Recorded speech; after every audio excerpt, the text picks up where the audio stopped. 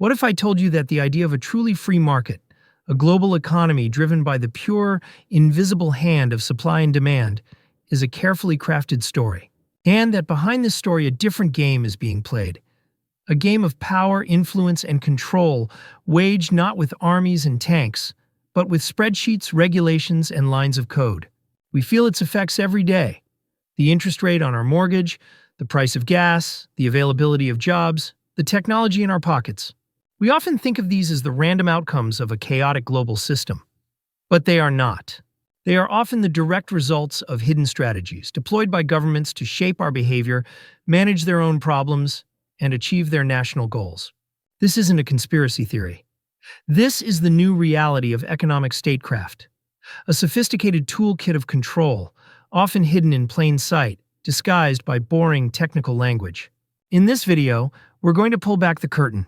We will journey from the most subtle forms of control, like the hidden tax that slowly drains your savings, to the most overt, like the weaponization of technology and resources in a new kind of global warfare. We will deconstruct the hidden levers that governments are using to reassert their power in a world that was supposed to be borderless. This is the story of how the invisible hand is being replaced by the hidden lever. Our first stop on this journey is perhaps the most subtle and personal form of control. It starts with a simple, universal problem: government debt. After major crises like the 2008 financial crash or the global pandemic, governments find themselves buried under mountains of debt. How do they pay it off? They could raise taxes, but that's politically unpopular. They could cut spending, but that's also difficult. Or they could default, which is a political disaster. So they turn to a fourth option, a quiet, historically proven strategy called financial repression. It sounds complicated, but the idea is simple. It's a hidden tax on your savings. Imagine your savings account is a bucket of water. Inflation is a small hole in that bucket, slowly draining the value, the purchasing power of your money. Normally, the interest you earn on your savings is like a tap, refilling the bucket at a rate that's hopefully faster than the leak. Financial repression is when the government deliberately forces the tap to run slower than the leak. They engineer a system where the interest rates you can earn on your savings are held artificially below the rate of inflation. Your money is still in the bank, the number on your statement might even go up, but its actual value, what you can buy with it, is silently being eroded. Where does that value go? It's transferred to the biggest borrower in the country, the government. This policy effectively liquidates their massive debt over time, not by paying it back, but by devaluing it. This isn't a new idea. It's exactly how the United States and other developed nations dealt with the colossal debts they accumulated during World War II. So, how do they do it? Economists Carmen Reinhart and Maria Belén Sprancia identified the toolkit. First, they can impose direct caps on interest rates. Second, and more importantly, they create a captive market. They pass rules that force domestic institutions, like banks and your own pension fund, to buy and hold large amounts of government debt, even if that debt offers a terrible return. This creates a guaranteed customer for their low-yield bonds. But for this to work, there's one crucial ingredient. They have to lock the doors. They need capital controls. These are rules that prevent you and your money from fleeing the country in search of better returns elsewhere. For decades, capital controls were seen as a bad thing, a barrier to free trade. But now, that view is changing. Organizations like the IMF are rethinking their position, and capital controls are being rebranded with benign names like macro-prudential regulation. This isn't just a technical policy shift, it's the necessary first step to making financial repression a viable tool once again.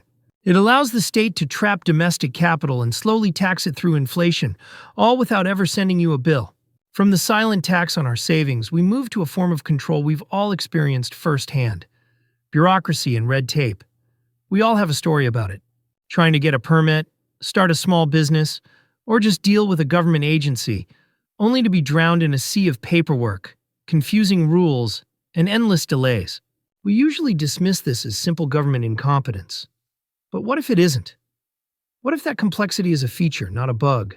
This idea was pioneered by economist George Stigler, who developed the theory of regulatory capture. The theory is shockingly simple. Regulation, he argued, is not created to serve the public interest. Instead, regulation is a product that is acquired by large, established industries to protect themselves. They use their money and influence to help write the rules, and they design those rules specifically to create barriers to entry for any new competitors. Think about it. A huge corporation has teams of lawyers and lobbyists. Navigating a maze of 1,000 regulations is just a cost of doing business for them. But for a new startup or a small family business, that same regulatory maze is a brick wall. The complexity itself becomes a weapon. We see this everywhere. In the United States, certificate of need laws in some states require a new hospital or transportation company to first prove to a regulatory board that there is a public need for their service. The problem? Those regulatory boards are often filled with people from the existing companies who almost always decide that there is no need for new competition. Occupational licensing is another example. Rules that require hundreds of hours of training and expensive fees to become a florist or a hairdresser are presented as consumer protection. But often, they function as a way for existing professionals to limit supply and keep their prices high, blocking low-income entrepreneurs from entering the field. This complex web of rules, this red tape, acts as a hidden shadow tax. It's a cost that doesn't show up on any balance sheet, but it drains resources, kills innovation, and prevents new businesses from ever getting off the ground. By creating a regulatory environment so complex that only a few large, politically connected firms can survive, the state achieves a powerful form of indirect control. It creates a stable oligopoly of national champions that it can then easily influence, all while maintaining the appearance of a competitive market. The inefficiency is the point. The complexity is the strategy. But what if the state could be even more direct? What if instead of just setting the rules of the game, the government became the biggest player on the field? This is happening right now through a powerful and coordinated ecosystem of what we can call sovereign investors. These are not your typical government agencies. They are state-owned enterprises, massive sovereign wealth funds, and even co-opted public pension funds, all acting as a vast, state-directed army of capital. State-owned enterprises, or SOEs, are the industrial arm. These are companies directly owned by the government, from energy giants to major banks. In a country like China, they are the fundamental pillars of the economy, used to lead entire supply chains and pursue national objectives that often have little to do with profit. Sovereign wealth funds, or SWFs, are the financial arm. These are gargantuan pools of state money controlling trillions of dollars. While some are designed for benign purposes like saving for future generations, they can also be used for strategic acquisitions. During the 2008 financial crisis, as Western banks like Citigroup and Morgan Stanley were on the verge of collapse, it was sovereign wealth funds from Singapore, Abu Dhabi, and China that swooped in with billions of dollars in bailouts. This provided critical capital, but it also gave state actors significant stakes and influence inside the very heart of the Western financial system. This coordination is most advanced in China. During a stock market crash, the state deploys its national team, a coalition of SOEs and sovereign funds, to buy up stocks and ETFs on a massive scale, acting as a safety net to prevent a total collapse. And in a trade war, SOEs become a secret weapon. Unlike private companies that have to answer to shareholders, a Chinese SOE can be ordered by the state to simply stop buying American products, a move that can be politically targeted at specific regions with devastating effect, acting as a hidden tariff. This strategy isn't limited to authoritarian states. In Western countries, a more subtle version is emerging, as politicians pressure huge public pension funds to invest less overseas and more at home, funding nation-building projects like domestic infrastructure. This creates a massive conflict between the fund's legal duty to get the best return for its pensioners and the government's desire to use that money for its own industrial policy. Of course, in the US, this brings up the famous theory of the plunge protection team. This is the nickname for the President's Working Group on Financial Markets, created after the 1987 crash. The theory is that this secret group directly intervenes in the market, buying stock futures to prop up prices during a fall. The reality, however, is likely more nuanced. It's probably not a case of direct secret buying, which would be nearly impossible to hide. Instead, its true power lies in coordination and jawboning. It brings together the heads of the Treasury, the Federal Reserve, and major regulatory bodies to coordinate a response, manage liquidity, and calm markets, often through public statements and backroom calls to the big banks. It's a distinctly Western model, Not direct state intervention, but state-led coordination of private actors. From influencing markets at home, we now move to the global stage, to the new battlefield where economics and geopolitics have merged.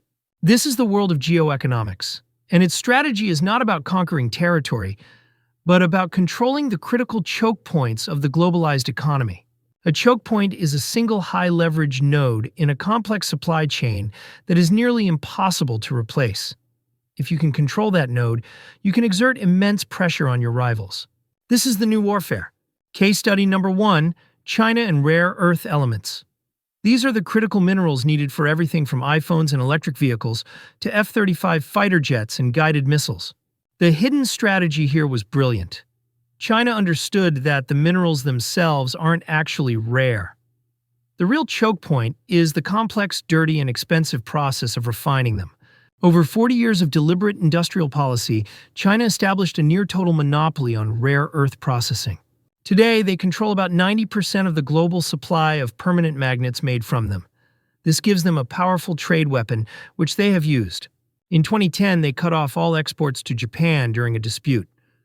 More recently, they've imposed export licenses in retaliation for U.S. tariffs.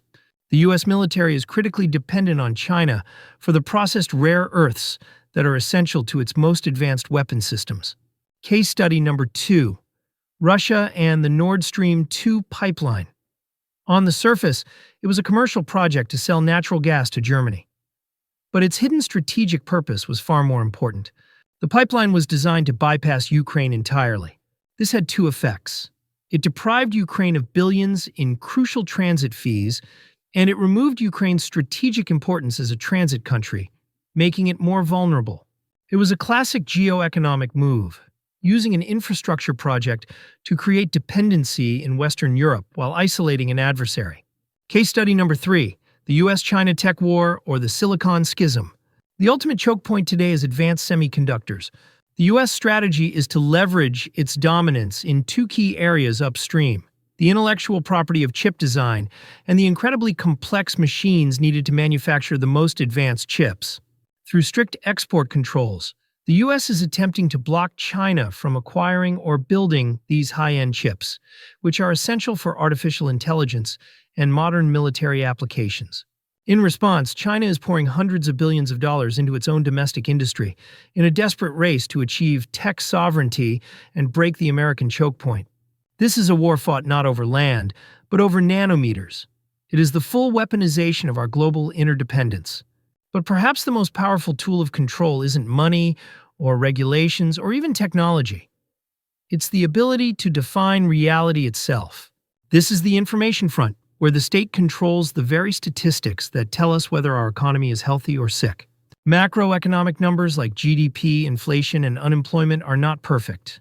Objective facts plucked from nature. They are political artifacts. Statisticians have to make choices about what to measure and how to measure it, and these choices have profound consequences. Take the official U.S. inflation number, the Consumer Price Index, or CPI. Over the years, the methodology for calculating it has been revised many times. One of the biggest changes was to account for consumer substitution. The idea is that if the price of steak gets too high, people will switch to buying chicken. So the CPI now adjusts for this, which critics argue is a political choice designed to systematically understate the true cost of living. A lower official inflation rate makes the government look better, and it also saves them billions of dollars, as payments for things like Social Security are directly tied to that number. Then there's unemployment. The headline number you see on the news is the U3 rate. It only counts people who are actively looking for work. It completely ignores millions of discouraged workers who have given up looking, and those who are working part-time but desperately want a full-time job. There is another much higher number, the U6 rate, that many economists believe is the true measure of unemployment. But by focusing the entire public narrative on the lower number, the state projects a much healthier picture of the economy than many people are actually experiencing. In more extreme cases, the control is not subtle, it's overt falsification. Between 2007 and 2015, the government of Argentina was formally censured by the IMF for manipulating its official inflation data. And studies have shown that local governments in China have falsified their GDP numbers to make themselves look better. But here's the fascinating part.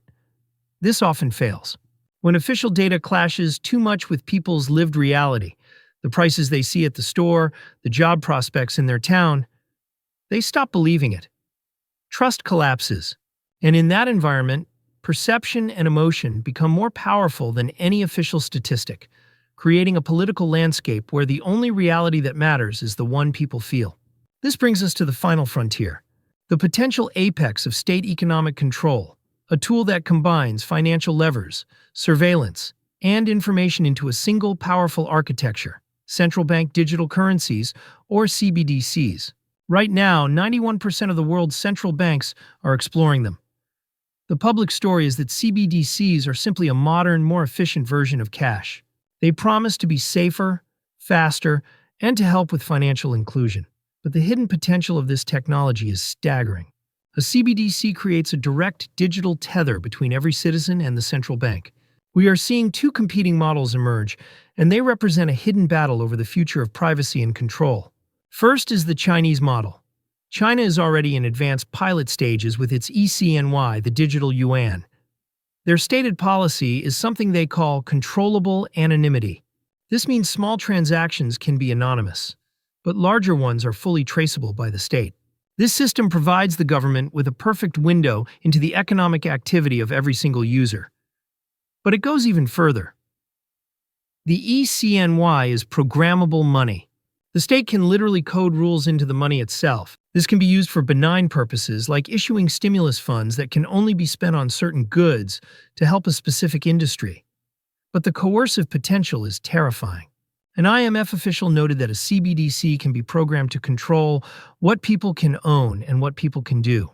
It could be linked to China's social credit system, automatically preventing someone with a low score from buying a plane ticket or being programmed to expire if not spent by a certain date. The second is the proposed Western model. Central banks like the U.S. Federal Reserve and the Bank of England insist that privacy is a top priority. Their proposed solution is a two-tier system, where the central bank itself would not hold your personal data. Instead, private banks and tech firms would manage the customer-facing wallets and be responsible for reporting suspicious activity to the authorities.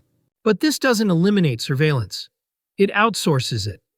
This would create a system of state-licensed corporate surveillance. A handful of approved companies would have a complete view of all transactions, and they would be legally required to report to the state. This represents the ultimate form of regulatory capture, built into the monetary base itself. It's a public-private partnership that fuses state and corporate power, creating an architecture of control that is more politically acceptable in the West, but which could achieve a similar end as the more direct authoritarian model. The hidden strategies of government control are no longer on the fringes. They are at the very center of the 21st century economy. From the financial repression that taxes our capital by stealth, to the regulatory mazes that protect giant corporations, to the state-directed investors that execute foreign policy, to the geo-economic wars fought over technology and resources. This is the story of the state reasserting itself. The new frontier is the control of information and the very infrastructure of money itself. The global race to build central bank digital currencies is not just about modernizing payments. It is a hidden conflict over the future of economic freedom and state surveillance. For better or for worse, one thing is clear. The era of the invisible hand is being decisively replaced by the era of the hidden lever.